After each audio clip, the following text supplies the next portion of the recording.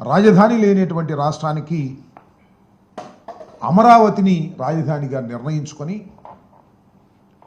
33,000 ఎకరాలు రైతుల దగ్గర నుంచి సమీకరించి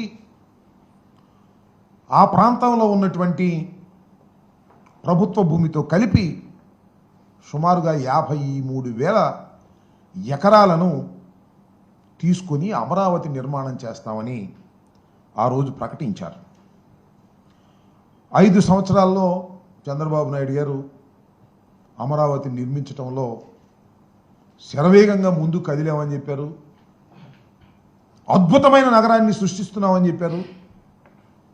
కానీ 5 సంవత్సరాల తరువాత అద్భుతమైన నగరం పత్రికల్లోనూ వీడియోలోనూ కనిపించింది, కానీ అక్కడ మాత్రం కనిపించలేదు. It's a failure. 5 సంవత్సరాల్లో అమరావతి నిర్మాణంలో చంద్రబాబు నాయుడు గారు అట్టర్ ఫెయిల్యూర్ అయ్యారనేది జగమెరిగిన సత్యం.